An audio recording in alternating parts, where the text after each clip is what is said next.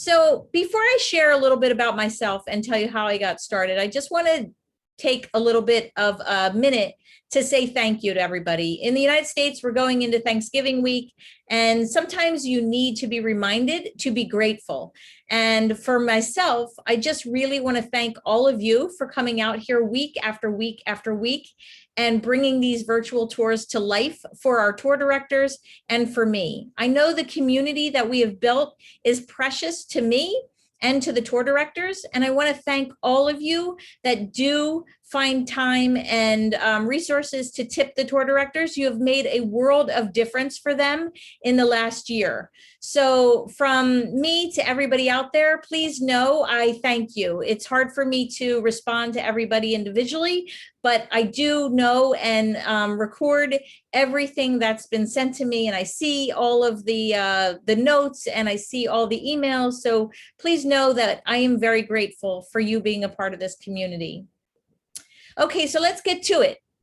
I am in the United States, specifically in Yardley, Pennsylvania, which is between Philadelphia and New York, which is the Eastern time zone. I know a lot of you struggle to know where that is, but if you're using a tool, just put in New York or Philadelphia, and that should tell you the time change, the time difference from when you're viewing it to when I publish the time of the tour.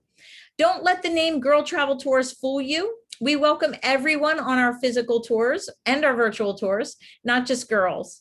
The name came about because I started leading physical tours with EF Tours as a Girl Scout leader. But now I lead many, many tours that are all encompassing from teenagers through senior citizens, and girls, men, women, whoever wants to travel with us is welcome.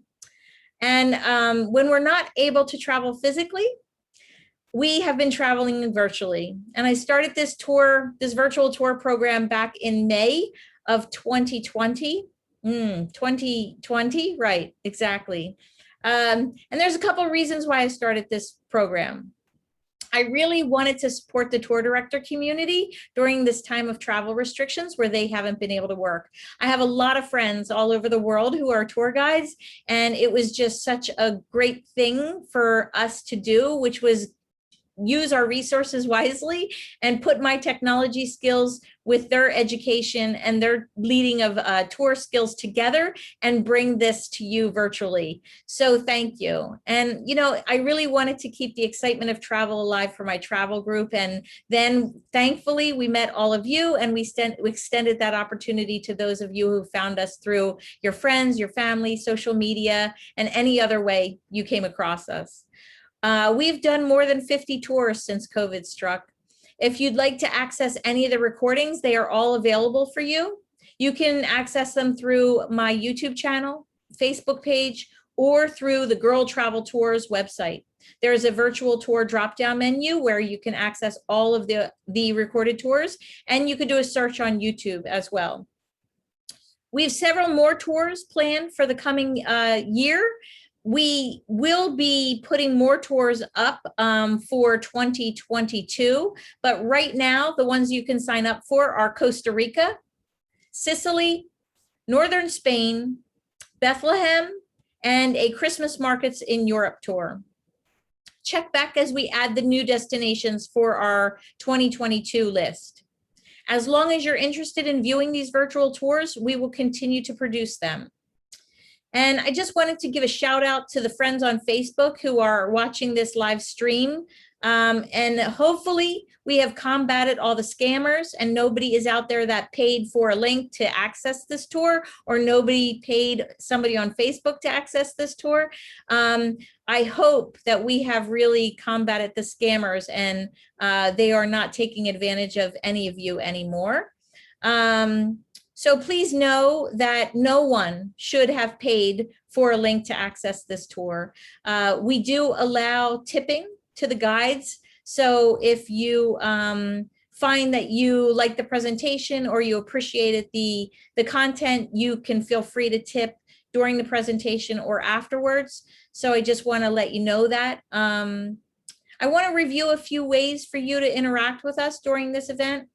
Feel free to ask questions about the tour director, or my travel program using the Q&A link on the Zoom toolbar. You can also use the chat feature and communicate with me directly during the presentation. And the last way to interact with us is through the polling feature. I'm going to put up a poll which will give us an opportunity to learn a bit about your connection with the Great Barrier Reef and Queensland. I have been and love it. I have a trip booked. I plan to go in the future. I have no set plans, but I'm interested in the location, or I am solely interested in experiencing it virtually. As I just said during my introduction, I have been and I love it. And I would go back in a heartbeat. So hopefully Melissa will take me back in the next 5 minutes or so, and I'll experience it once again through her virtual tours.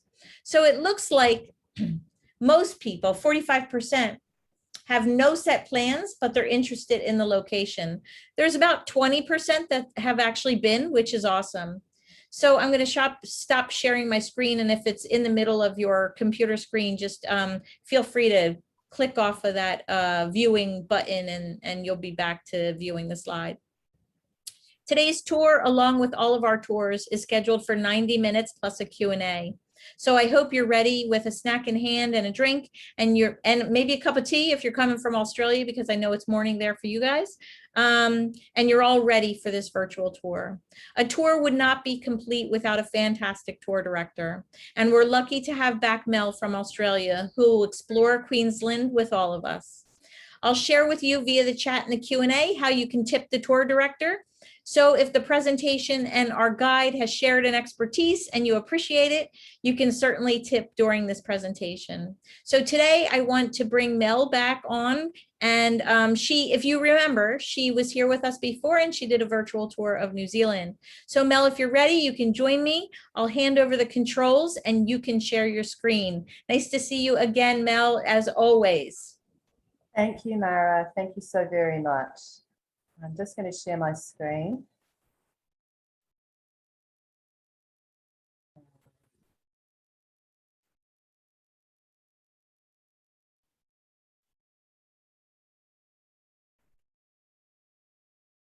Apologies. We should have gone to a slideshow.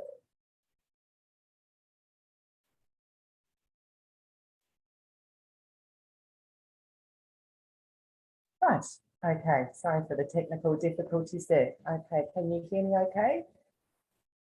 Good, fantastic. Well, thank you and welcome everybody to our journey along the Queensland coast and ultimately to the Great Barrier Reef today, one of the great wonders of the world. I'd like to thank Mara very much for that warm introduction, and I'd like to thank you all for taking the time to join us here today. Now, I wanted to talk a little bit first about other parts of Queensland, but I've chosen to open our presentation with a picture of one of the most magical creatures, I feel. Turtles have been around for about 150 million years. And here in Australia, on the Great Barrier Reef, we have 6 out of the 7 marine turtles that are found in the world. So they're very special.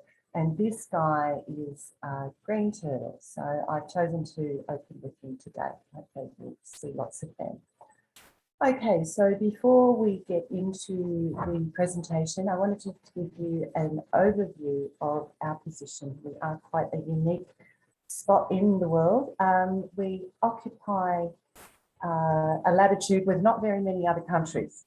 We are the largest island and the smallest continent in the world, and we have 37,000 kilometres of coastline, or, for those of you in the north, 22,990 miles of coastline.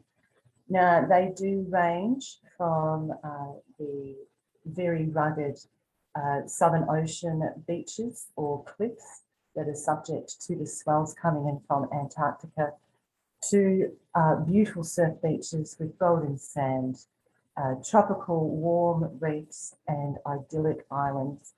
We have wonderful wetlands and floodplains, and we also have crocodile-infested mangroves, but we won't be talking about that today on this presentation. Now, our nearest neighbours are New Zealand in the east and Papua New Guinea and Indonesia just to the north of us. From the west coast of Australia, it's a clear shot across to Africa, so we don't have too many neighbours. Now, Queensland is the top right-hand corner of Australia, and we occupy quite a unique latitude. Now, if you've been to Australia, you know it's an enormous country.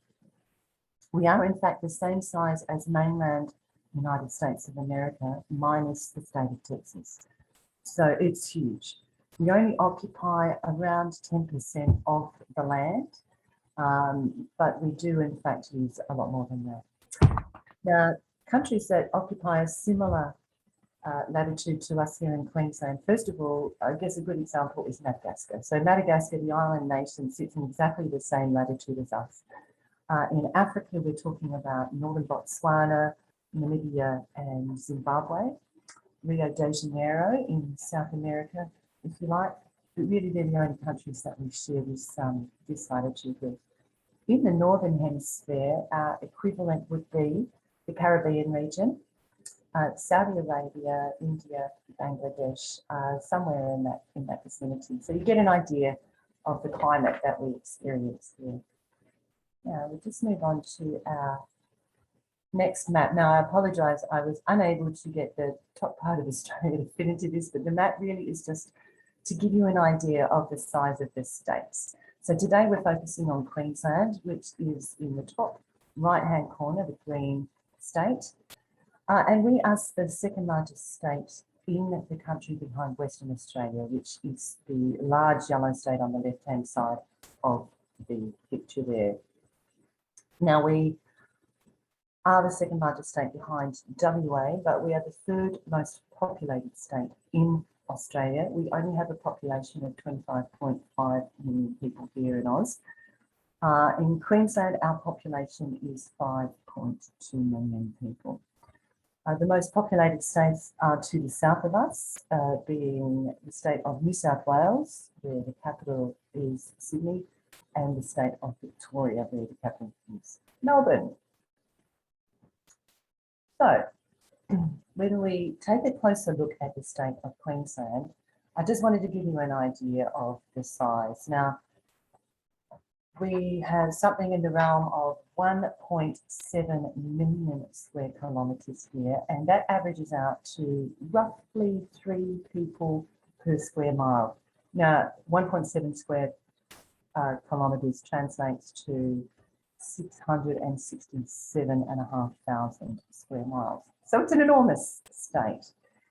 Hi, Mel. I'm going to jump in for a second. I have a few people, actually quite a few people on the chat that are saying that they can't hear you well. So either, I'm not sure if you could just put yourself closer to the computer or maybe even. Absolutely. I'm very sorry, everybody. Is that, please let me know if that's any better. Yes, yep, I think I'm getting some answers that it's a little bit better. So yeah, thank you. Better. I'm very sorry, everyone. I'm not sure why that's the case. And I'm sorry you might have missed that introduction. I'm really just giving you some statistics about the size of the country and it's relative to the other states. No, better sound. I think they can hear you. It was just maybe a little muffled because you're soft spoken. So which is nice because I'm a loud talker. So it's always nice to have somebody on the same line that's not a loud talker. So you take over again and just stay closer to the computer and you're all good. Thank you. Sorry for the interruption. Not at all, not at all. And I apologize to everyone. I am going to talk really loudly now. So I hope that helps. Okay, so our population here in Queensland's just over 5 million people. Now our capital is Brisbane. And the population there is just over 2.5 million people. But with the recent events of the last 2 years, we are finding Queensland, which traditionally has been a very slow growing state, has had a boom.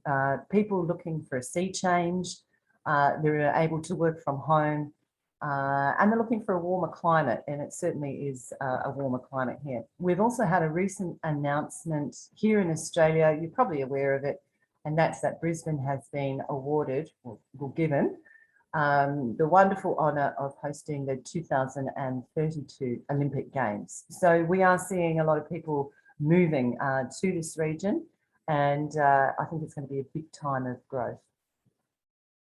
Now, Visible from space, the Great Barrier Reef stretches some 2,300 kilometres along the northeastern Australian coast, from the subtropics of Queensland all the way up to Papua New Guinea and the equatorial belt. What we can see here is the eastern coastline of Australia from space. Now, at the bottom is the island of Tasmania. Tassie is famous for its fantastic food and incredible scenery, but it is a story for another time. If we move on to the mainland here, the bottom part of that corner, you can also make out some snowy mountain, capped mountains there. This is Victoria, and Melbourne sits down here. Moving up the coast, above that is New South Wales, where Sydney is, and then of course Queensland, where the coastline starts to turn off to the left and changes direction. You can see those turquoise waters sitting out in what is the Coral Sea. The bottom half here, New South Wales and Victoria, the ocean there is the Tasman Sea. It just turns into the Coral Sea as we head up north. Now, just coming in a little bit closer, I wanted to show you up close because you see the Great Dividing Range, which is a very important range of mountains for us that hugs the eastern Australian coast. This, once upon a time, was a series of supervolcanoes which have given us this wonderful fertile soil, and it's worthy to note that most of us live on all of the eastern cities are located on that eastern seaboard, obviously apart from Perth, Western Australia and Darwin. However, when you look at a picture like this, you can see the interior of Australia and you get an idea about why we don't live in there. It's full of red dirt and salt pans, a remnant of many, many millions of years ago when we had a vast inland sea covering the interior of Australia. It is quite an inhospitable place for the inexperienced. It's a place of incredible beauty though. And again, a story for another time, but absolutely worth a visit.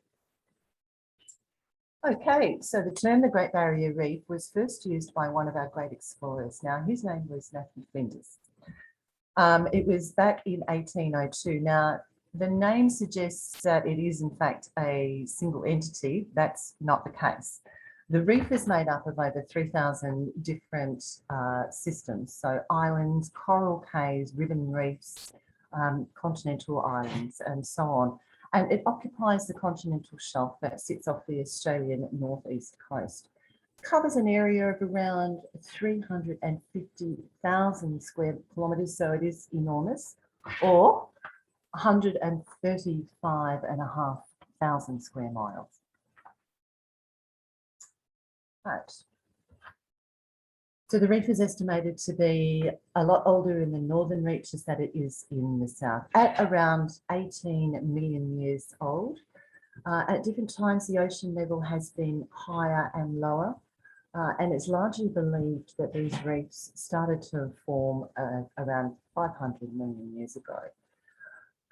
We find roughly, and they're constantly being discovered, about 500 species of coral, soft and hard corals on the Great Barrier Reef, which in fact makes it one of the most diverse regions in the world. This is an ancient waterway, a riverbed that once upon a time was above sea level. Now it has formed some absolutely remarkable underwater spectacles. The little white dot you see there is actually a boat, believe it or not. So this was once upon a time a huge riverbed.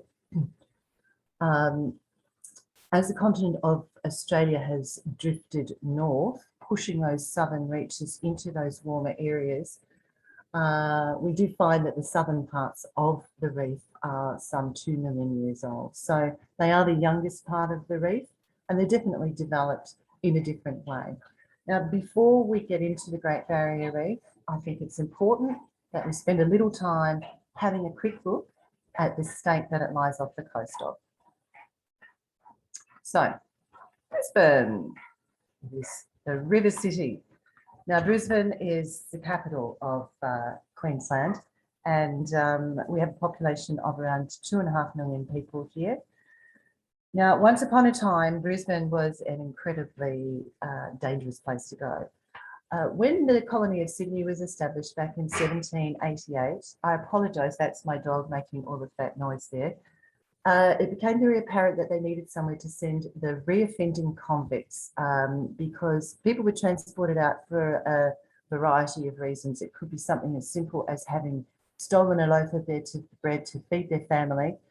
And they were all put together. So people that had committed terrible crimes were not separated from them. So it became apparent very quickly that they needed a place to send those reoffending convicts.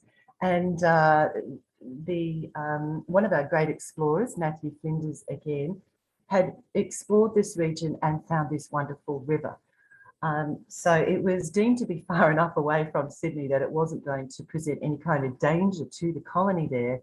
And so the worst of the worst was sent to Brisbane.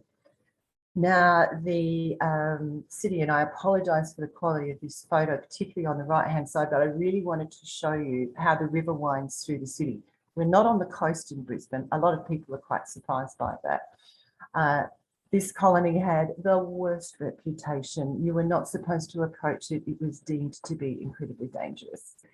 However, the region is full of abundant resources and food, and it started to attract free settlers very, very quickly.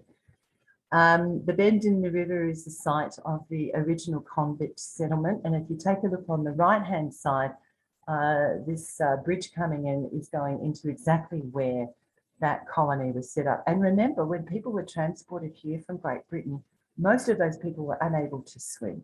So a river was a very good choice for a place to send convicts to. Now Brisbane is coming into its own. It really is a beautiful cosmopolitan city.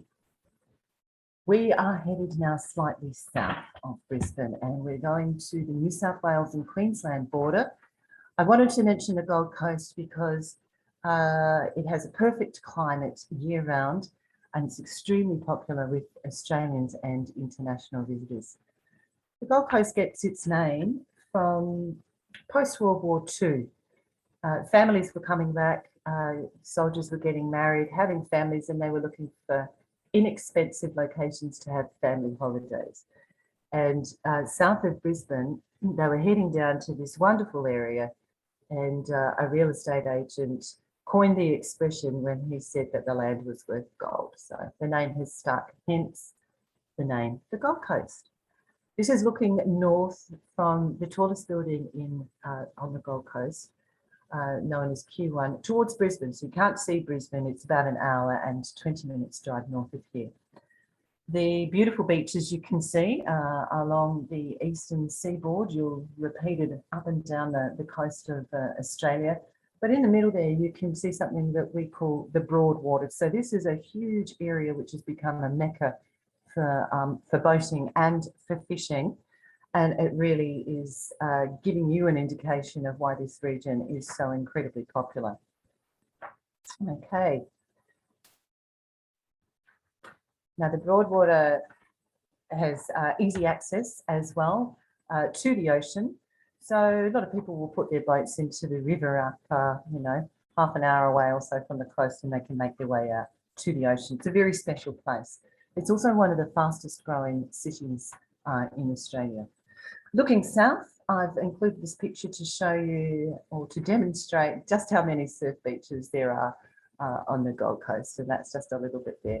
And also waterways, as well as waterfront property, right throughout the back of the Gold Coast. A lot of it is reclaimed land, but a lot of it is also river systems that existed prior to us arriving. This is one of the main draw cards of the Gold Coast. It has remarkable surf. We're famous for surf in Australia. This is a particularly famous beach. This is Kira Point. And when the surf is working really well, you can get on at the point and it'll be a 3-minute ride into the beach. So if anyone's ever been surfing, you'll understand a 3-minute ride is a really big deal. These are world-class waves. We have a lot of professional surfers that live on the Gold Coast. We have a lot of competitions that are hosted here as well. But I wanted to include this picture because surfing's for everybody. Everybody does it. Okay, abundant waterways and plenty of space for everyone. The Gold Coast is a winning combination of great food. We have all of the theme parks here. It's very attractive to families. And of course, the outdoors adventure activities you can do here are just endless. Now, as you might expect, it does have a very vibrant and bustling nightlife. In fact, right now it's hosting something called Schoolies. And as the name suggests, it's when all of the school leavers, usually from around Australia, but at the moment it's just from around Queensland. We have closed borders here in Queensland at the moment. They converge on the Gold Coast, and they have a really, really great time. And it's a really, really great time for us to avoid the Gold Coast. It's insanely busy. Okay, so heading out now to one of my favourite locations. So this is just off the coast of Brisbane. This is Tangalooma Resort, which is situated on Moreton Island. This is the 3rd largest sand island in the world. And Tangalooma is the site of a really fantastic historical series of events, which we still see evidence of today. So just at the pier that you're looking at here, just on the top side of that, we have a pod of wild dolphins that come in every evening.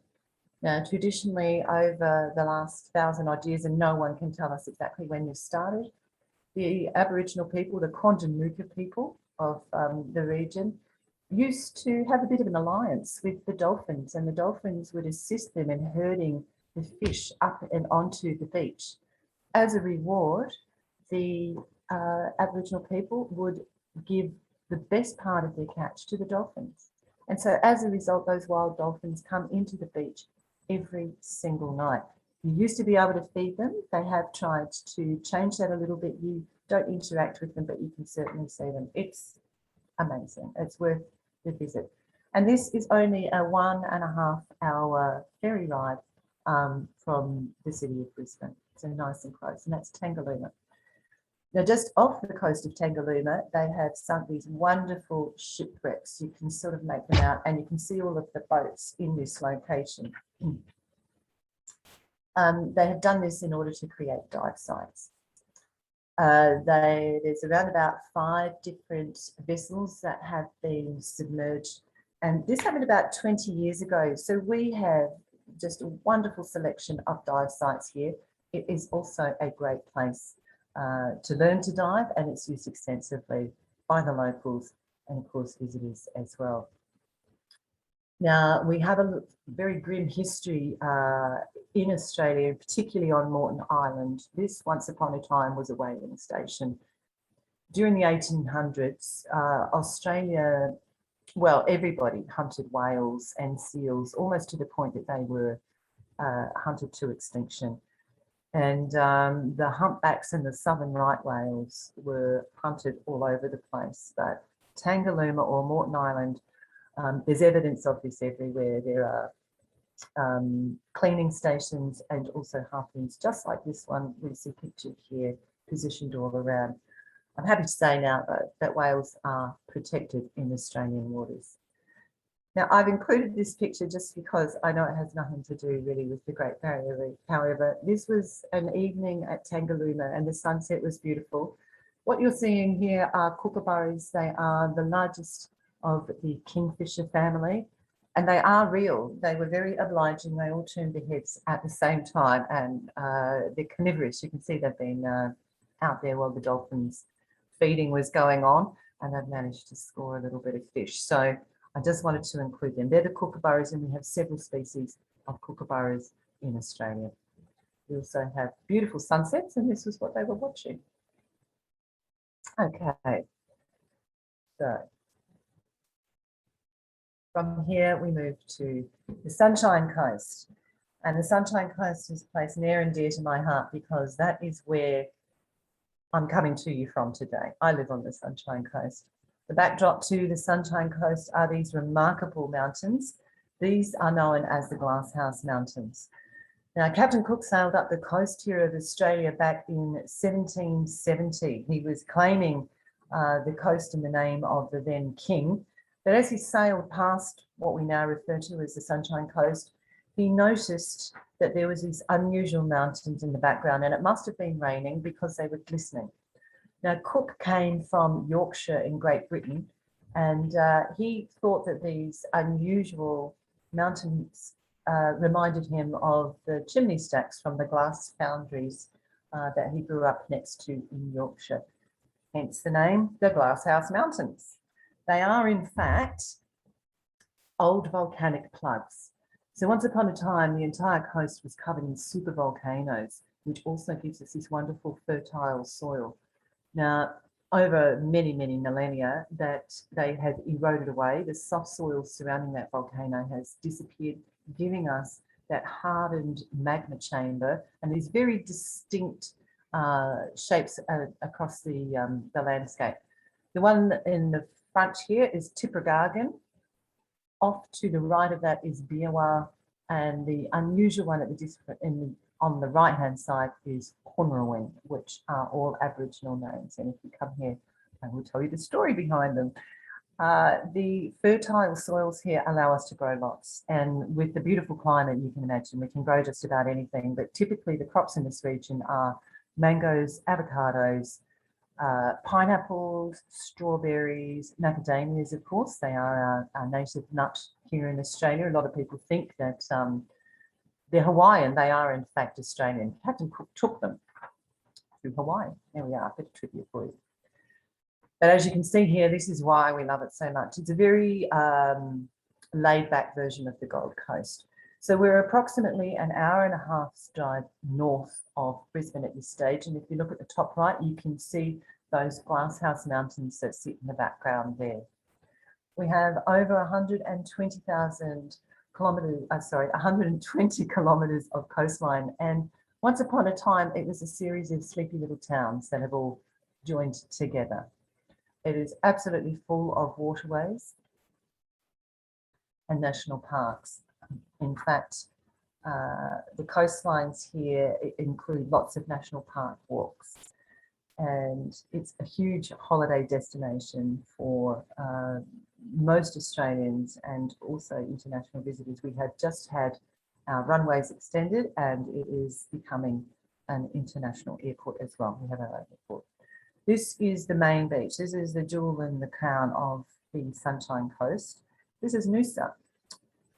Noosa is an Aboriginal word. It means tall, standing, shady trees. And this was an area that was used by women to give birth back in the days prior to European settlement.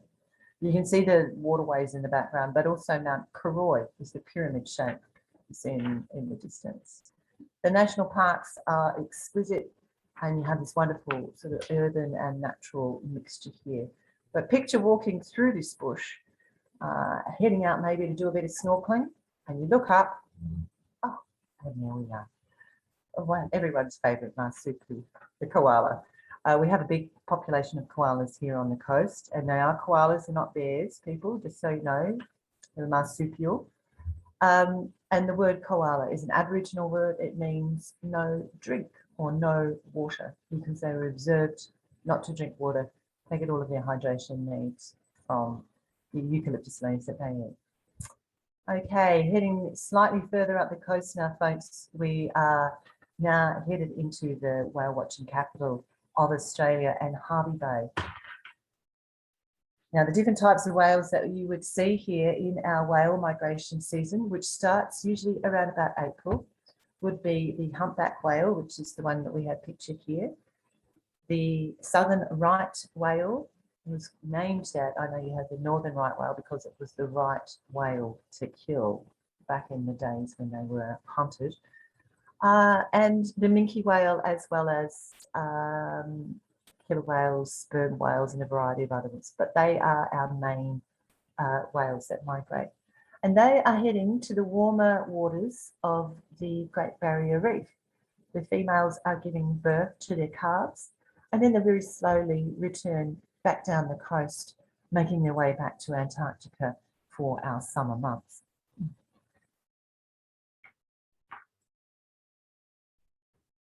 Now, the area of Hervey Bay is very important in this migration.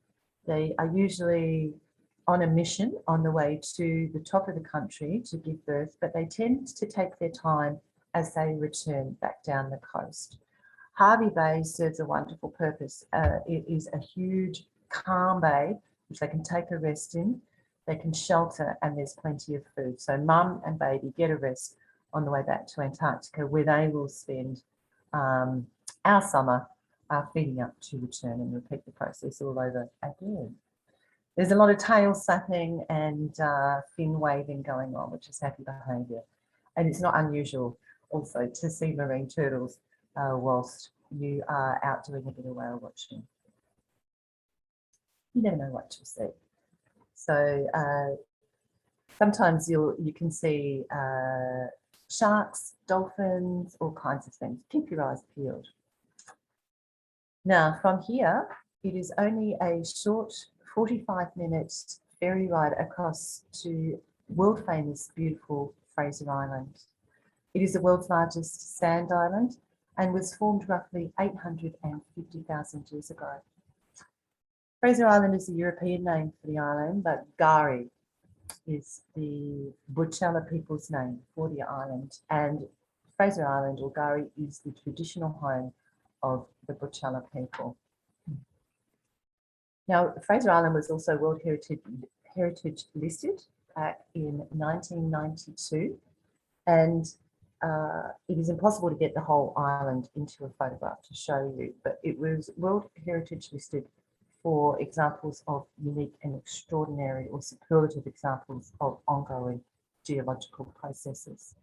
There's not a single rock on this island, which is quite phenomenal. And although it's the largest of sand island, it's also covered in rich and dense vegetation, eucalyptus woodlands, as well as creeks. But one of the most extraordinary features of Fraser Island are what we call perch lakes. These perch lakes are unique. So vegetation accumulates in the hollows between the sand dunes. Eventually, it forms a membrane which water cannot permeate through. Over time, water will percolate down through these sand dunes, accumulate in these hollows, forming these rather remarkable lakes, which are known as perch lakes. Now, the Butchalla people have a story of Gari. Gari was a beautiful maiden who lived on this island with her beloved, who happened to be a god. When Gari died, she so loved the island, the plants and the animals, that she asked her beloved if he would turn her or make her into part of the island so she could be close to all that she loved for the rest of her days. And they say that these are Gari's eyes, gazing up to her beloved in the sky. So the perch lakes, now we have over 100 of them on Fraser Island, so quite remarkable, excuse me.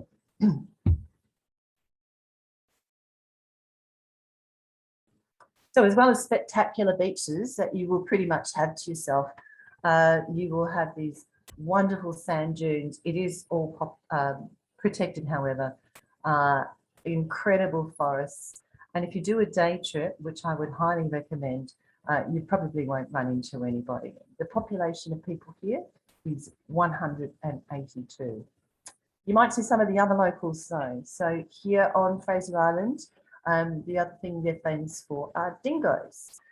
So the dingoes are not native to Australia. Their closest relative is the Asian wolf. And it's largely believed that they came down either with traders from Indonesia back in the day, or they crossed the land bridges when the ocean levels were lower.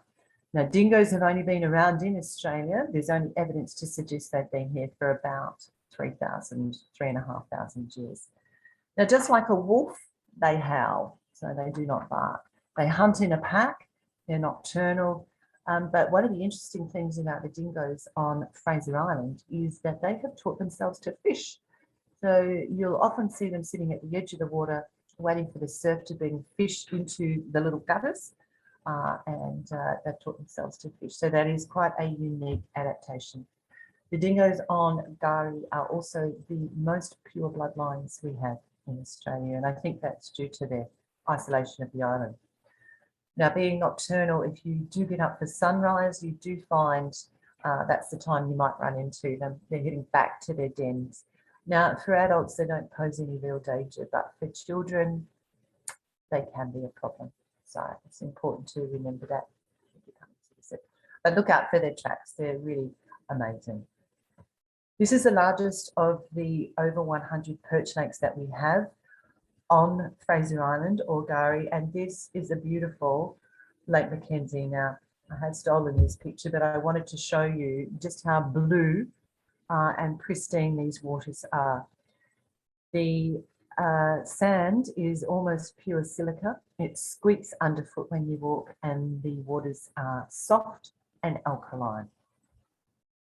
Now, once upon a time, the entire island was covered in these remarkable trees. The picture on the left-hand side shows us a Saturday ash. So the Saturday ash were logged almost to the point that there were none left on this island back in the late 1800s and early 1900s. Saturday ash has some unique qualities. It is immune to marine borer. And so it was used in marine construction around the world, including lining the Suez Canal.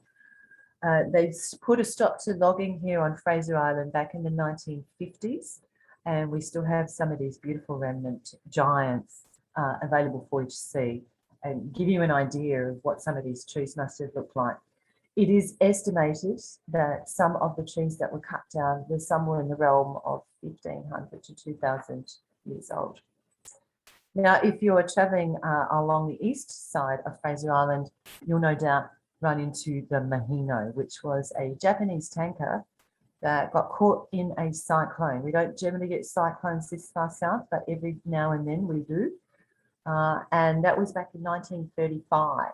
So it washed up here, and now it just provides us with some wonderful photographic opportunities, and that is the Mahino. You also have some fabulous sunsets here on Fraser Island. So let us move in to, and I apologise because there is a little star directly underneath Mara's head there that just shows you where we are going to next. And the reason that I apologise there, the reason that I have that is the beginning of the southern reaches of the Great Barrier Reef. And the first area that we're going to visit is the Capricorn or Capricornia group. So, from a cultural perspective, the Great Barrier Reef has always been very important to the traditional owners, the Aboriginal people of Australia. It's widely known and it's supported by archaeological beliefs that, archaeological evidence that the Aboriginal people have been using canoes to get out to the outer reef, and in some cases that's a very long way away from mainland Australia, for over 40,000 years. That's a phenomenal amount of time when you think about it. They were using 20-metre long canoes to reach those outer isles, and we know because we've discarded what we call a midden, which could be a combination of discarded shell, bones, ash, etc., which really is an insight into how people were living in those days. Now, the southern reaches here, this aerial view I wanted to include to show you that those calmer waters close to the coastline are being protected by the outer reef. Now, the outer reef is the line that you see of reefs forming, and that's bearing the brunt of the ocean swell, providing calmer waters closer to the coast and those perfect conditions. Warmer temperatures and calmer waters are the perfect conditions for reef building. So, the first of our coral cays. This is the absolutely beautiful Lady Musgrave Island. Now, a cay is we are now approximately, by the way, 6.5 hours drive north of Brisbane. Okay, so we're 6.5 hours off the capital there. Now, the Capricornia group is the first group of the southern Great Barrier Reef coral cays, and the island is usually accessed by boat. It is quite a distance from the mainland. It'll take you around 2.5 hours to get out there by boat. Well, you can fly over to Lady Elliot, which does have accommodation on it, and then make your way across to Lady Musgrave. So pictured here is Lady Musgrave Island. Now, a coral cave forms when coral starts to emerge above the top of the ocean, and a little debris might start to accumulate around it. Birds will land on it, ultimately depositing their droppings there. Over time, that will build up, and you'll end up with vegetation growing on these either small or large areas. Excuse me, please. The side of the island that is exposed to the ocean swell will be the slow growing side. It's the side here on the left-hand side that is closest to the island, and it is bearing the brunt of the impact of any ocean swell coming in. So what happens is on the side closest to the mainland, the protected side, we have these wonderful lagoons that form and provide habitat for, in this case, over 1,200 species of different marine life. Lady Musgrave is also a significant seabird nesting site, and we have colonies of things such as the white-capped noddy, terns and gulls all make this very important place for birds to be nesting. Now, years ago, I've been to Lady Musgrave many times. Years ago, you used to be able to walk through the middle of it, which I always found distressing, but now it is protected. You can only walk around the outer edge. And they say that you should leave only footprints and take only photographs. So in 1975, the marine park was protected, and it was broken into zones, and each zone determines how you can use the reef. Now, you might be surprised to know that you can actually do fishing, spearfishing, and commercial fishing activities do happen, but the zones are very clearly defined, and it is all controlled by what we call the Marine Park Authority, who have the absolute last say in how everything is used. Now, there are a few things that are banned on the reef, and one of them is mining or the exploration for minerals on the Great Barrier Reef. So that is good news for us and for posterity. Now, in 1981, the Great Barrier Reef was added to the World Heritage list, and it was listed for key features. So I'm just going to give you those key features, and I apologise, I have to read these out. It is an outstanding representation of a major stage in the Earth's evolutionary history. It is an outstanding example of significant ongoing geological processes, biological evolution, and man's interaction with his natural environment. And it contains unique, rare, or superlative natural phenomenon, formations, and features. Lastly, it also provides habitats where populations of rare and endangered plants and animals still survive. So it is very common to see manta rays and stingrays anywhere on the coast, but particularly here, these lagoons are perfect for it. Now, as well as that, we have a very healthy population of green turtles that also will nest here on Lady Musgrave. A lot of the East Coast beaches in Queensland are turtle sites, and at different times of the year, they will be inaccessible to the general public just to protect those turtles. Now, in the bottom right corner here, we are looking at a scissor-tailed sargent. These are the fish you see swimming here, but I wanted to draw your attention to what look like rocks behind them. These are the slowest growing form of coral that we have. These are boulder corals. Oh, beg your pardon, I just go back to the boulder coral. A boulder coral only grows at the rate of around 1 centimetre a year. So that's less than ½ an inch a year. So some of these corals could be hundreds, if not thousands of years old. So remarkable. Now, what you're looking at here is our wobbegong. Yeah, we have funny words. I know we do.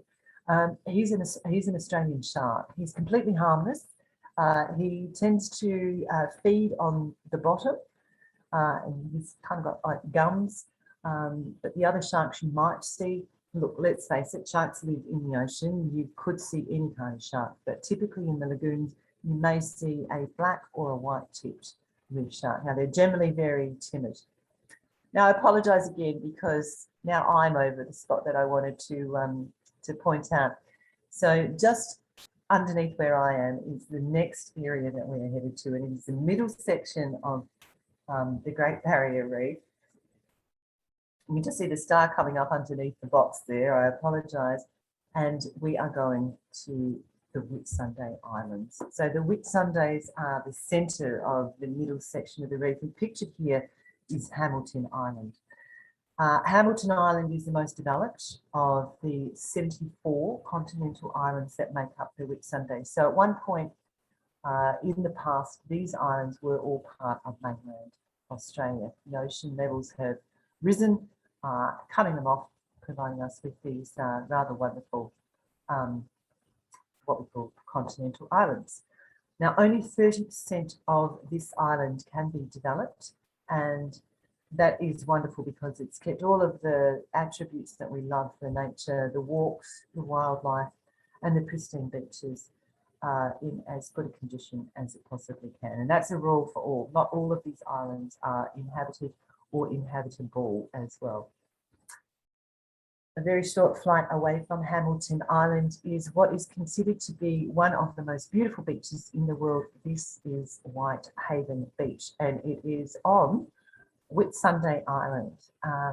Whitsunday is the largest of the 74 continental islands, and it was named by Captain Cook because he sailed in here on Whitsunday. Now, just between you and me, I think Captain Cook was starting to run out of names because he had just called a town south of here 1770, which happens to be the year that he was doing his exploration. So we think he was starting to run out of inspiration there.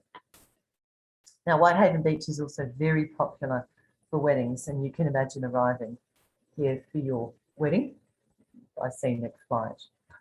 The Whitsundays are also home to a very famous reef. This is Heart Reef, so for its shape there, and many proposals have taken place in helicopters as they fly across the top of Heart Reef. So let us now move to the area which is considered the gateway to the Great Barrier Reef, and that is the region that sits off the coast of beautiful Cairns.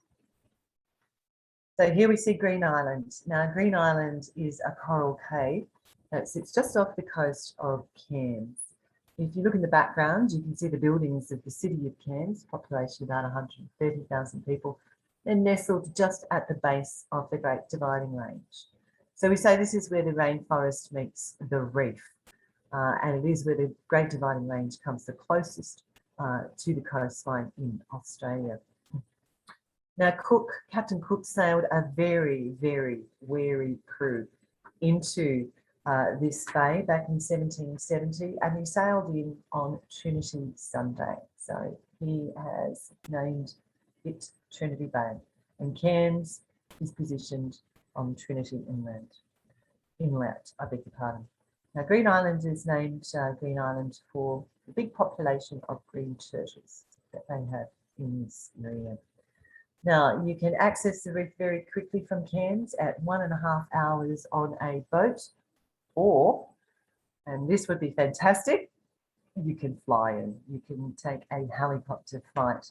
Now, below us in this picture is a dive boat, and typically these dive boats will pull up and they'll head out to several different locations over the course of the day.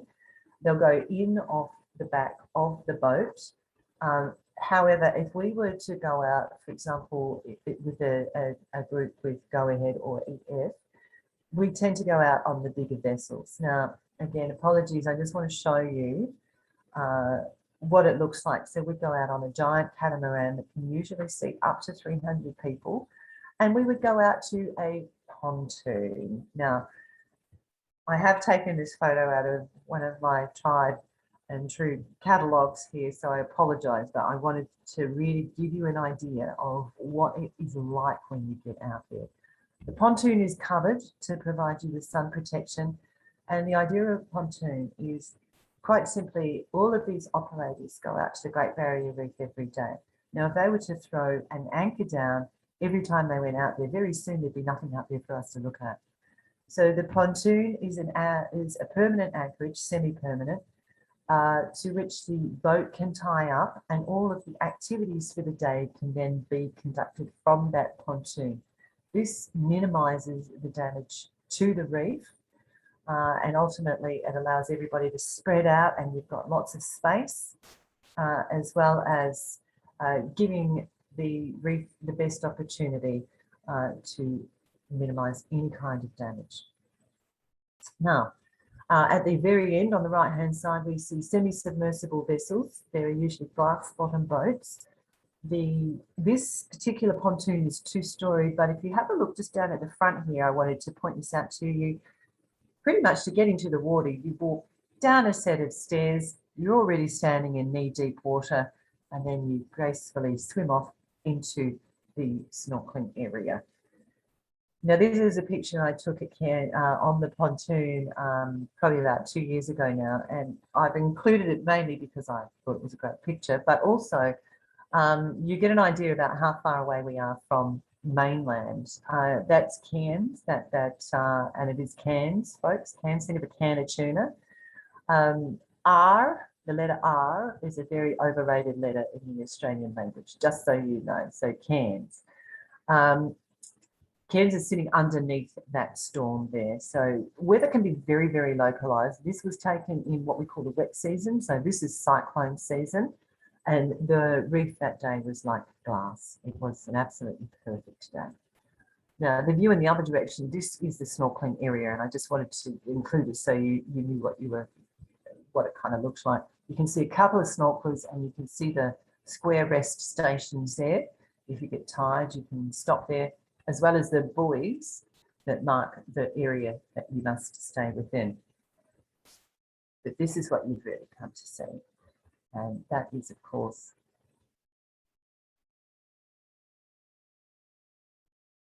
the coral. I apologise, sorry.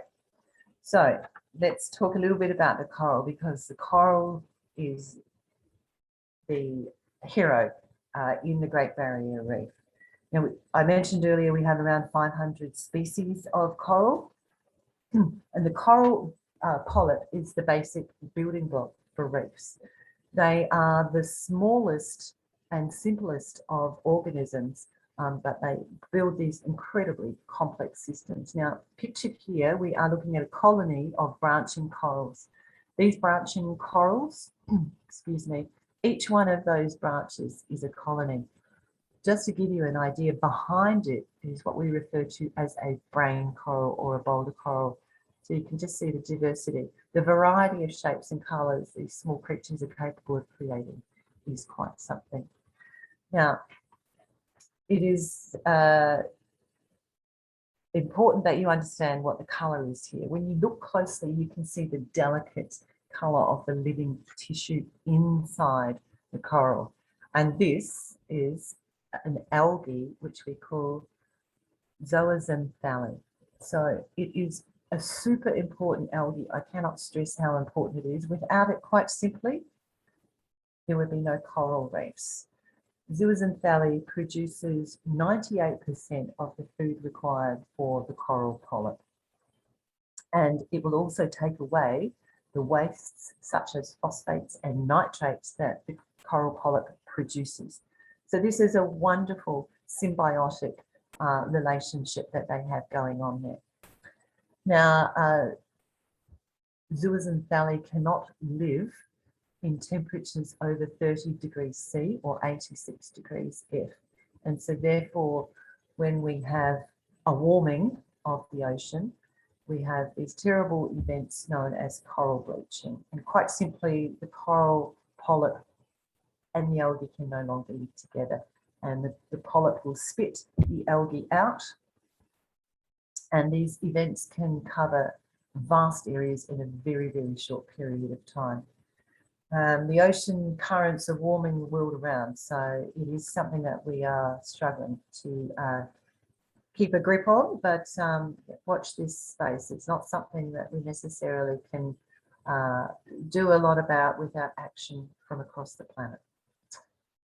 However, some corals live in colonies, as I said, but some corals are solitary, like mushroom corals. Now, Depending on the conditions, corals will continue to grow outward and upward, and depending also on the concentration of the algae in the living tissue.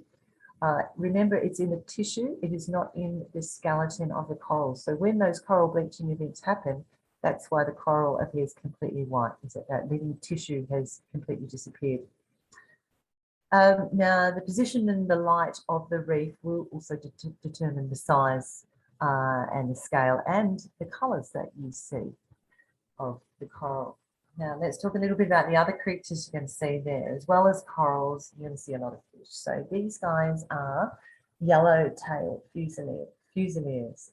And for those of you that might be familiar with the brand called Yellowtail, yes, it is named after these fish. You're also going to see blue and green chromos in the background here. We have soft and hard corals, as well as sponges and anemones as well. Parrotfish, the great recyclers on the coral reef. These guys eat the dead coral, recycling it out and producing something that other fish are able to easily digest. So they're an integral part in the chain of this particular ecosystem. You'll often see butterfly fish, and they're varied in colour and shape and size. And if you're lucky, you usually do, you'll see wally. Wally is a giant hump-headed Maori wrasse. They are a protected species on the reef. They can grow to be up to 50 years old, so they're a really important creature. This particular guy is probably 3 feet long, but I have seen wrasse who can get up to 4-5 feet long. They're enormous. Gentle giants, if you saw it coming towards you, you might be concerned, but they really are very gentle. They just come up and maybe give you a bump. Now, you can't see it particularly clearly on wally. We call them all wally, regardless of which one they are. They're all wally. They have these wonderful green, blue fluorescent or iridescent spots, which we also find on the giant bivalve clam. Now, we also, they are in fact little pockets of algae as well. So you do find these commonly across a lot of different marine life. Now, the lips of these wonderful clams can have different patterns and different colours. So they might all belong to the same family, but they can vary quite a lot.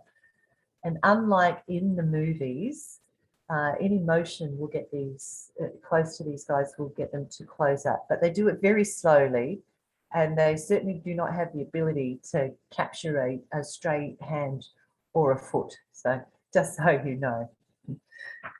This is a bombora. So a bombora is an outcrop. And in these outcrops is typical where you'll find hard and soft corals. Now, the branching and plate corals, which can be a little bit more delicate, often will be towards the bottom where they can spread out more and they can photosynthesize a lot more, whereas the smaller and stronger corals tend to be towards the surface where they're better able to deal with a lot stronger wave action as well. Now, as well as the hard and soft corals, you're going to see a lot of anemones. And if you take a look, there's absolutely no doubt in my mind, you will find Nemo, because we have 5 out of species of clownfish here on the Great Barrier Reef, and they're always in an anemone. Saying that fast. Now, another thing that you can do, and I'm sorry I couldn't contact this guest, so is you can do a helmet dive. And the helmet dives, quite simply, you do need to be able to equalise. But the helmet dive, you go down on a platform where you can then view all of the fish around you. You have an air hose coming into your helmet and your hair stays dry. Now, the reason that these fish are all swimming in there is because the photographer's feeding them. We have giant trevally, we have the scissor-tailed sergeants, and there are also yellow-tailed fusiliers and damsels in this particular picture. Now, folks, the turtles are an indicator that the reef is in a healthy state. And I also find turtles to be a rather magnificent creature. The fact that they can live for up to 150 years and that they really do stick together in family groups is the reason that I have chosen to conclude our presentation today with this wonderful image of a green turtle over a variety of different corals here on the Great Barrier Reef. And this is a professional image, so I didn't take this one. But I want to thank you for your time, and I hope that I may have inspired some of you to come to Australia, to this great land, and visit the reef. We have a lot more to offer than just the Great Barrier Reef, but I hope it's giving you a taste, and maybe you'll come down here and visit me with Mara. And thank you, Mara. Thank you. Thank you very much, Melissa. So Mel, I have to say that when I was at the reef and I wanted so much to just swim with a turtle a little bit, to snorkel with a turtle, and I would not come up. I was just like, I am staying here until I find a turtle. And I just kept very calmly swimming around until finally I got my moment with the turtle. And it was awesome. It was just so, I don't know, it was just like such a peaceful feeling that you overcome when you're in the water with this marine life. You realize how small you are on earth, right? I think when we stand on land, we have a strength about us, but when we're in the water and we understand how much of our earth is covered by water and how much the marine life actually take over, it's a nice realization that I think we all need sometimes to realize how big the world is around us. So thank you so much for bringing it to us again, albeit virtual. I have a slide up for those that have the means and are interested. It is Giving Tuesday, actually, in the United States. I don't know. There's a day for everything in the United States. And the Tuesday before Thanksgiving, they call Giving Tuesday, which I guess before to kind of piggyback on the gratefulness that you feel on Thanksgiving Day, they announced this Giving Tuesday so that you donate to your local charities and things like that.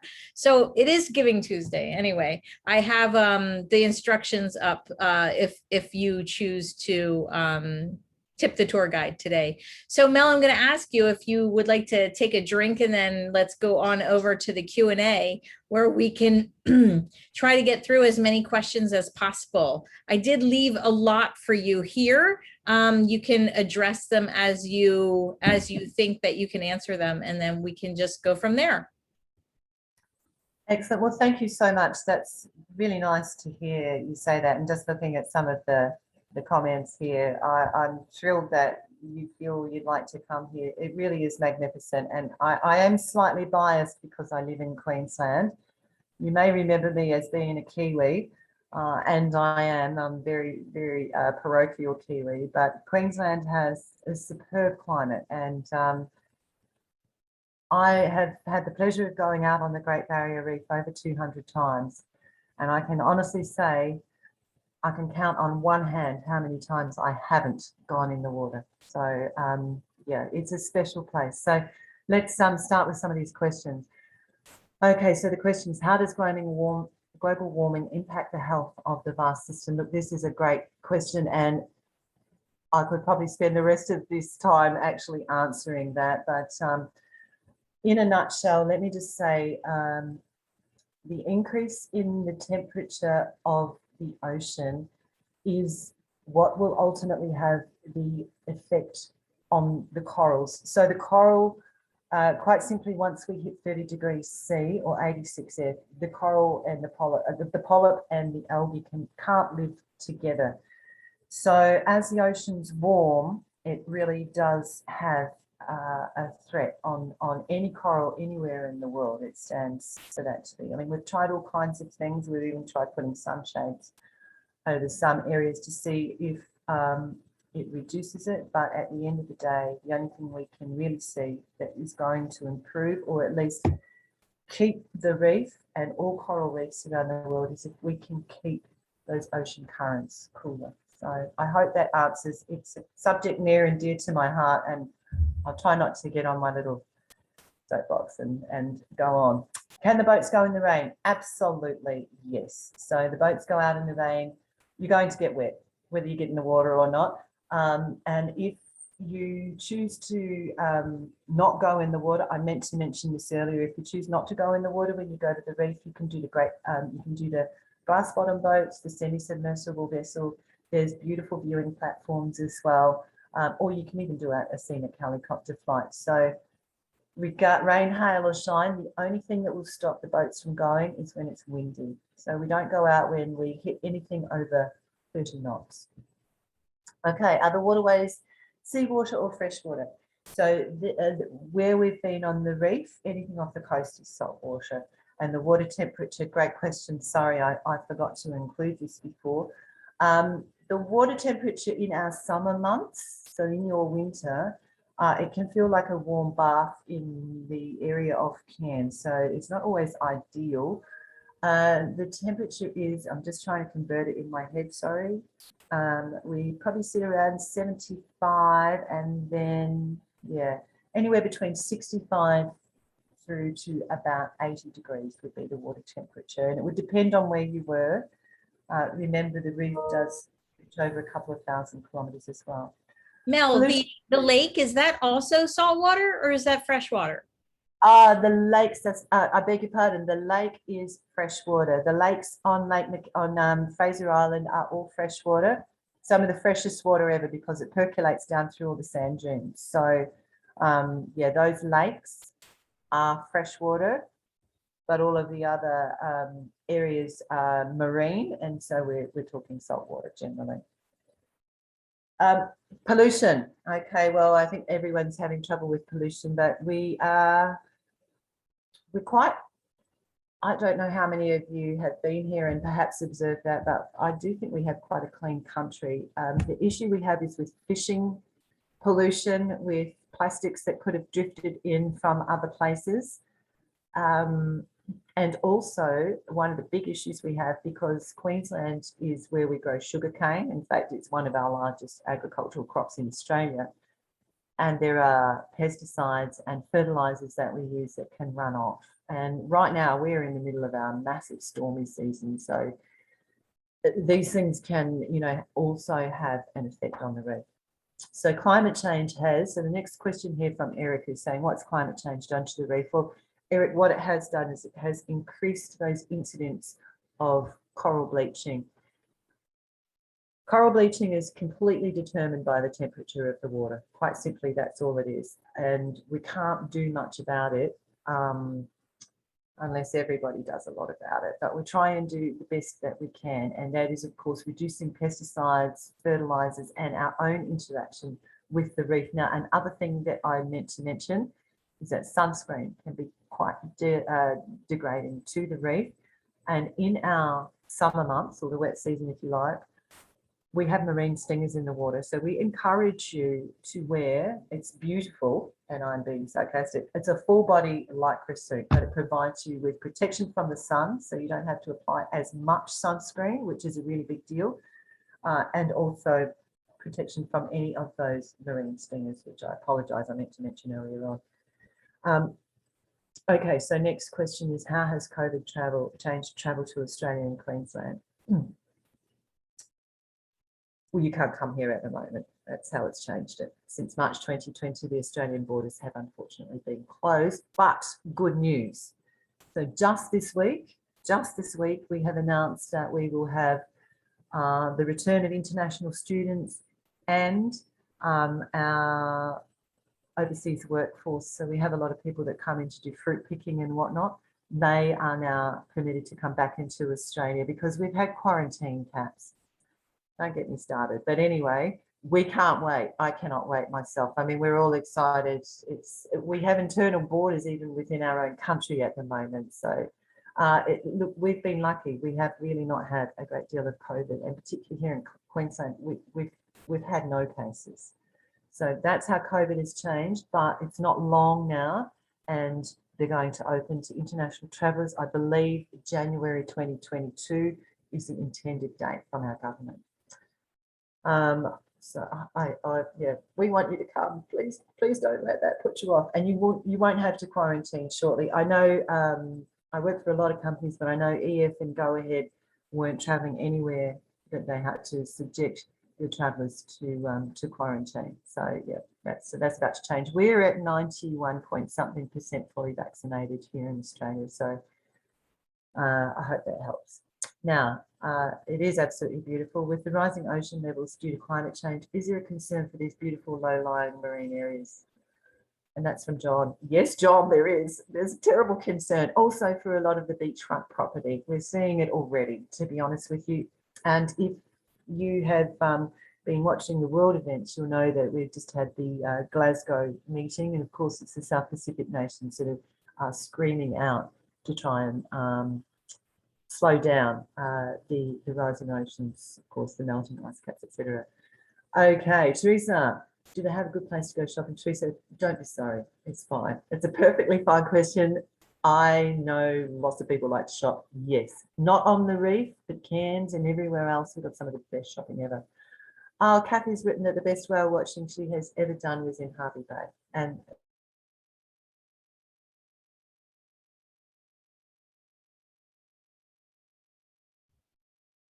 I think that Melissa has frozen. Is everybody else seeing that frozen?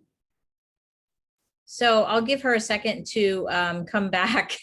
It always happens that if we have technical issues, we have them at the end during the Q&A, which is thankful for me so that I don't have to give these presentations for our very smart guides, but I'll give her a second to come back. I do want to apologize because I misspoke. Giving Tuesday apparently is the Tuesday before it is a Tuesday after Thanksgiving, not the Tuesday before Thanksgiving.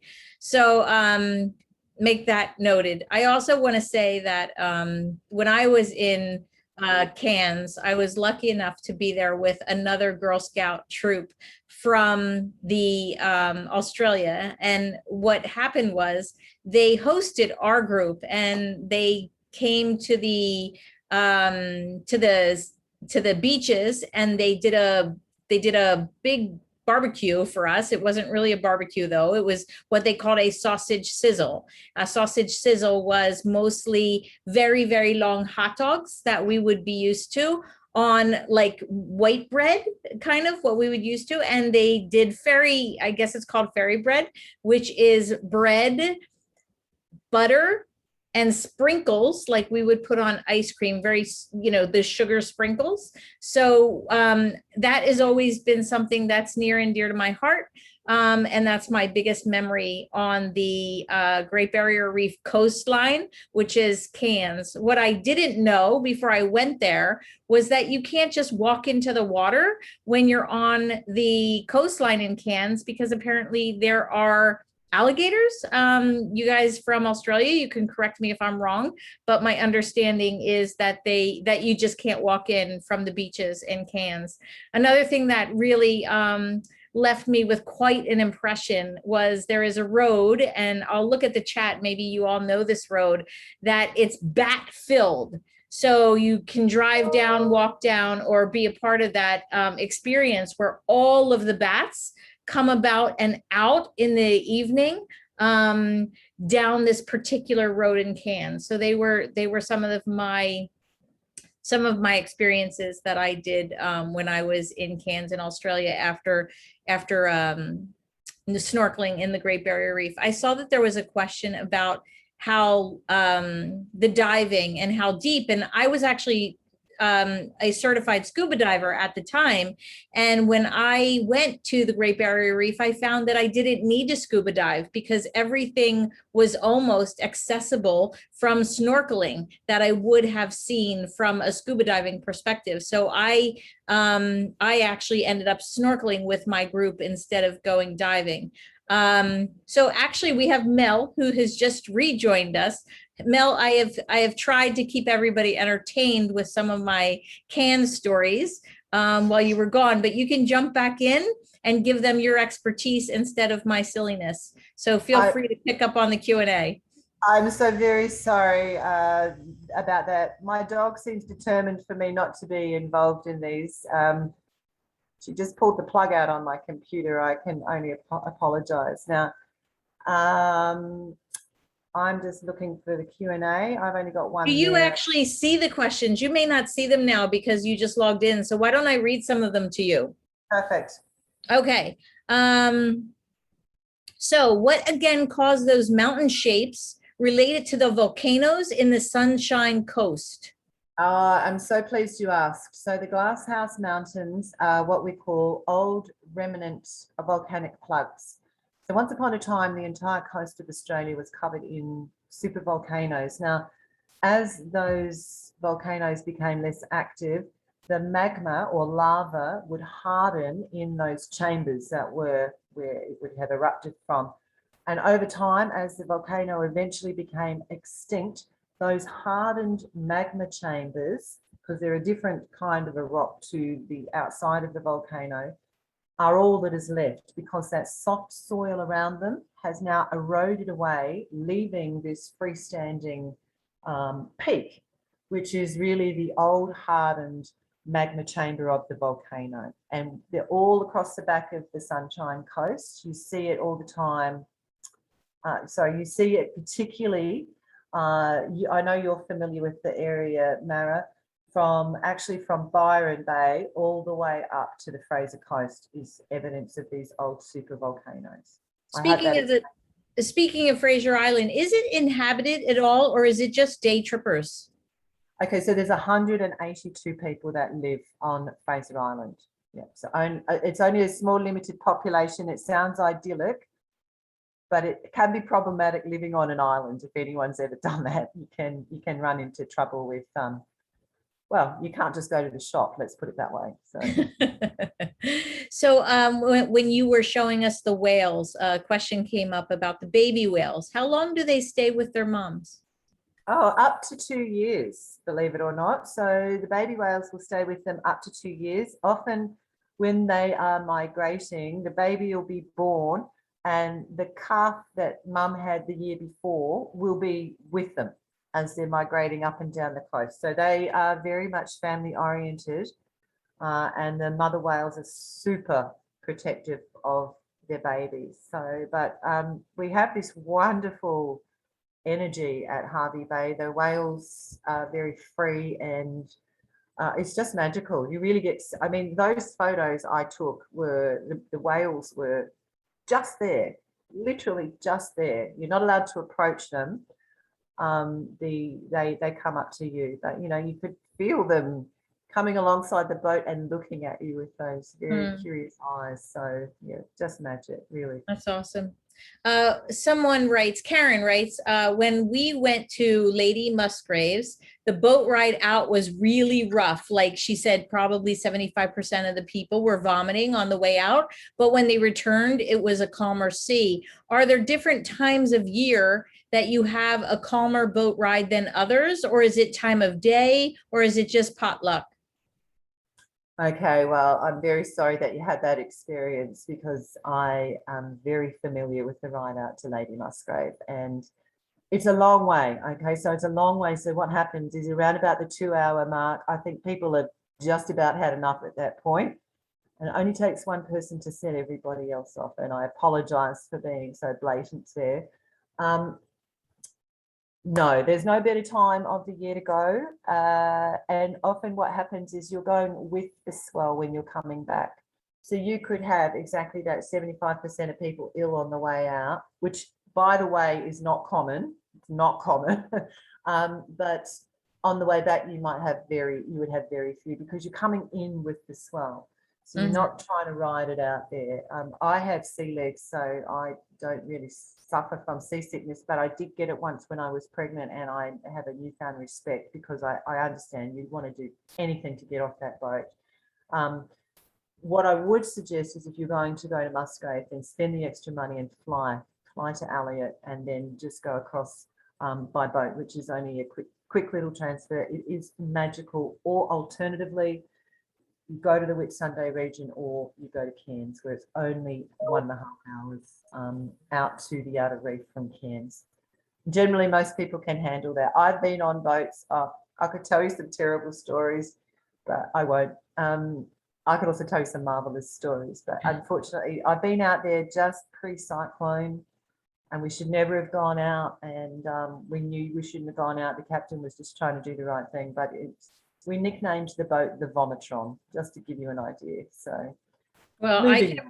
I can appreciate that because I was a scuba diver in my earlier adult life, and I was the person that was feeling nauseous every single time, and all the other people were eating hoagies and sandwiches and snacks, and oh my gosh, it just made me sick and sicker to smell the onions and everything else they were doing, and it didn't affect them at all, but every single ride out it affected me.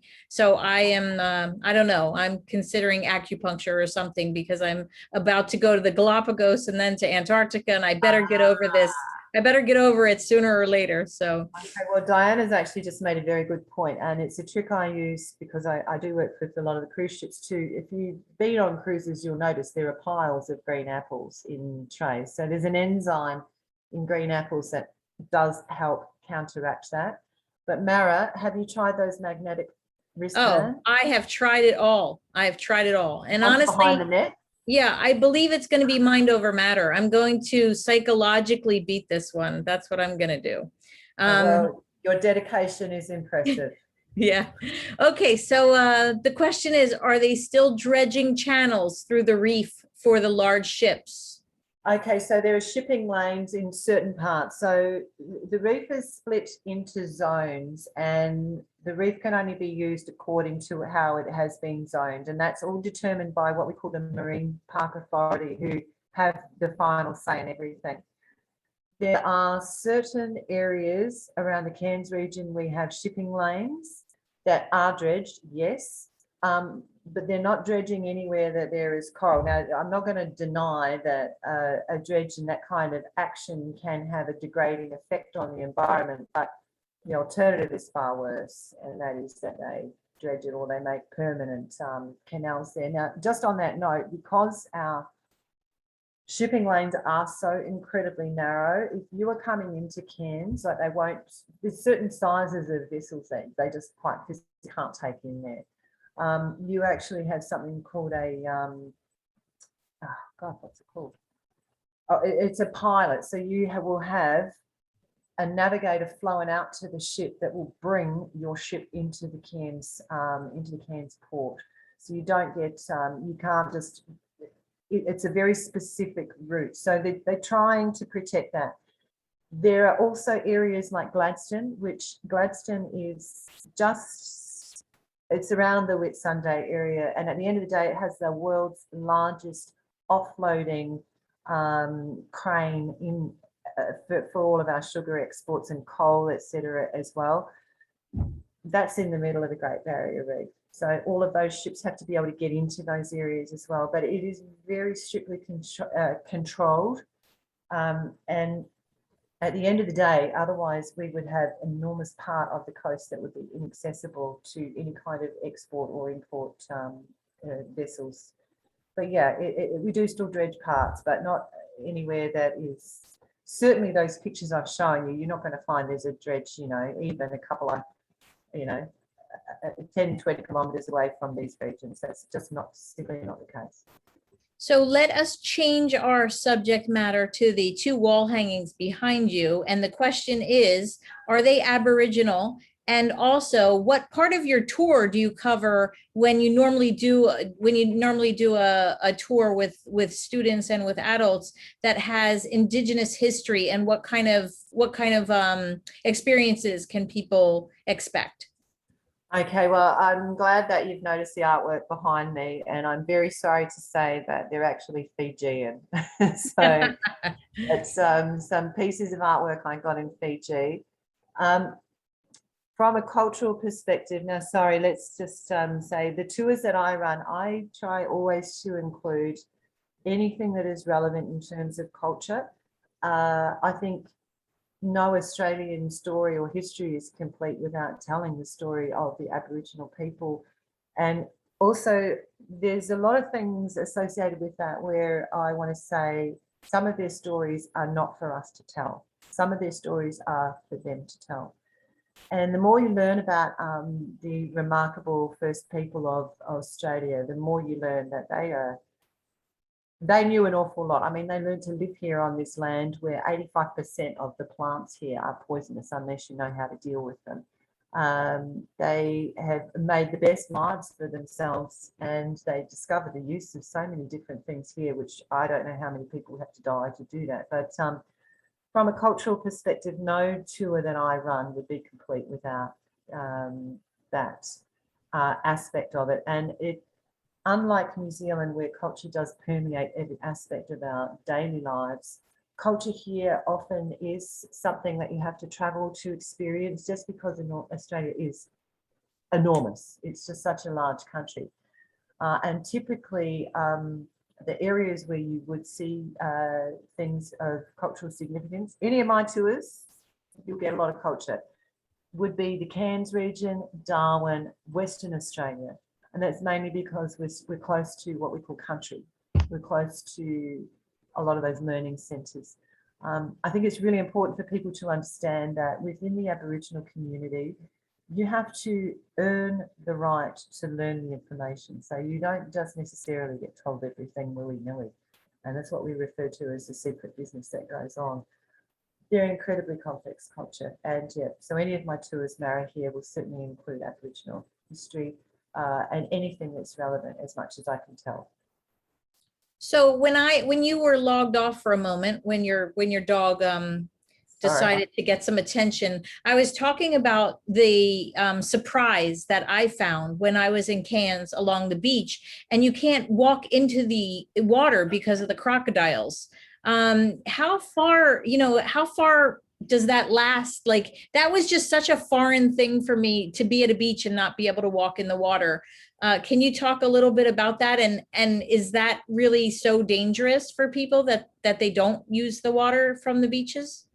Oh, that's an excellent question, Mara. And yeah, look, those signs are up to warn people, because we have the saltwater crocodile. So he's the most aggressive of all of the crocodile species and the most dangerous. And quite simply, yeah, he's not, I mean, you couldn't approach, and you never would even attempt to approach a crocodile. Whereas I see people on golf courses in America walking past alligators. You could not do that with a crocodile. So they are super aggressive, and they are very territorial. And yes, they can be on the beaches. Sometimes in times of floods, I've been in Cairns where they got into the drain system underneath the city, and had to try and rescue them through some of these things. But crocodiles, unfortunately, are heading south. As the water warms up, we are seeing crocodiles heading further south. And I'm just going to be really blunt.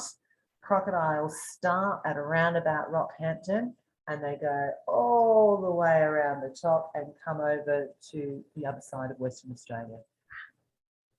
That is why we don't have lots and lots of waterfront houses in Cairns, and why prices of real estate do not reflect the same as they do in Sydney and Melbourne. And that's why there's a big street between the beach and the restaurants and the stores, because at least you have a little bit of time to maybe run them over. I don't know what they do there, but I recall being in Cairns once when the front page of the Cairns Post, the newspaper there, was a taxi driver had literally driven out of the airport, and a crocodile, I don't know how he couldn't have seen it, because they are enormous. He'd run it over on the road. Oh my gosh. And then it just scuttled off. We have all these rollback fences in different places. Look, crocodiles are a fact of life. You just, where I live on the Sunshine Coast, we do not have them. But you do have to be aware of the fact that any body of water in northern Queensland could potentially have a crocodile. That's why we all swim in the pool, not in the ocean. Just remember, if you are snorkeling, if you want to go out on the reef, we go way out. Crocodiles don't swim offshore. They just don't. Quite simply, if you see a crocodile out there, he's lost. He needs help to get back to the mainland. And that's something at least I didn't realize, and I would imagine most North Americans don't know that unless they've visited or have studied the region. Okay, let's end it all by talking about the time of year. I know we are in opposite times. You're in summer right now and we're heading into winter. What about visiting? You know, when is best? We talk about a shoulder season here that really is before our summer and after our summer, but when do you find is the best visiting time? I know you have a lot of people that come in June and July because we have school holidays then, but when is the best time to visit? Or is the Great Barrier Reef Queensland area always got a good temperature for people? So tell us a little bit about that. Excellent questions, Mara. Queensland does have a very nice temperature year round. Look, just so you know, we do get cold here at night time in our winter months. The best time, if you wanted to, for example, go from Cairns, is pretty much the shoulder season. Now, one of the things I want to point out is that in our wet season, which is our summer, which is really, it's going to go from, say, let's say October through to April, we have marine stingers in the water as well. So you need to be aware of that. They're irukandji and box jellyfish, so potentially lethal. My suggestion is you come April through, because you're just coming off the end of our summer into our autumn, which is perfect because there's no stingers in the water. The temperature of the water is phenomenal because it's on that side, so you've got that warm swing still happening. You're not in cyclone season, which is always a bonus, and cyclone of course is a hurricane or a typhoon depending on where you come from in the world. And also it is hideously hot here in the summer, which is another reason I think that Queensland has always had a slow population growth. It's not just a little bit hot, it's hideously hot with 100% humidity. So anywhere between April, October, November, even up to December is a perfect time. But if you wanted to come south to where I am, the southern parts of Queensland, any time of the year is good for that. So, but if you're really doing reef activities and you want to really make the most of that, I would definitely look at the April through to October. I've just noticed that the llama is watching and she wanted to know if sea turtles can live where it's too hot, and that's a great question. I'm afraid in the water, it doesn't affect them too much, but once it gets too hot, they don't like it and they don't produce babies as well. So that's okay. So let's go to the most favorite animal of Australia and talk about how the koalas are doing in the rainforest and the areas since all the fires. Are we seeing that that is coming back at all, or is that going to take quite a long time to recover?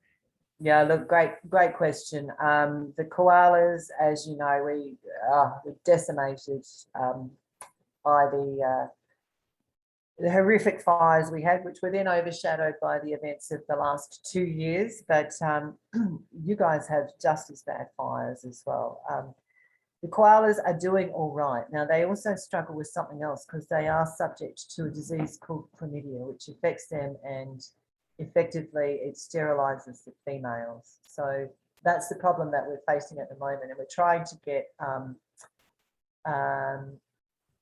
populations that they know have it treated so that we can try and expand. But the island, which was, we went down to Kangaroo Island. Kangaroo Island in South Australia was the one that you saw that horrendous devastation, like thousands of koalas were killed because they couldn't escape. There's nowhere to go. They're on an island, KI we call it, that's South Australia. They actually have had really good success with their breeding program. And you wouldn't know it because, I mean, there's plenty of koalas around my neighbourhood who, by the way, at night time are very frightening sounding. I bet nobody even thinks or considers that, but in the dark, if you didn't know it was a koala, you would not know what on earth that noise was. But I think they're starting to rebound. They're still not quite on the endangered species list. And another thing I meant to mention about the Sunshine Coast too, and I know a lot about it, is because we also, this is where Steve Irwin's Australia Zoo is. So we've got a big rehabilitation program, particularly here on the coast. We have a lot of green corridors and a lot of rules around building. So you can't build anything that's going to impact or interfere in any way with their homes or their movement corridors. Okay. So I just want to thank everybody for coming out tonight. I want to thank Mel for bringing this to us tonight. I'm going to end with that last question. And for everybody else, have a wonderful Thanksgiving if you are in the United States. And for all other people who aren't, just be grateful regardless. You do not need a day that has been claimed for that to stop and thank somebody. My Girl Scouts are delivering all these little grateful cards this week to anybody in their life who has touched them. So maybe we can learn from them and do a little bit of reaching out to people and just say thank you for who you are and what you've brought us. And today I want to thank you, Mel, because I know this has really excited me to go back and to visit and just to research and read more about the Great Barrier Reef and Queensland in general. So thank you so very much. Everybody else, thank you for joining us, and we will see you next week. Take care. Have a good day. Bye.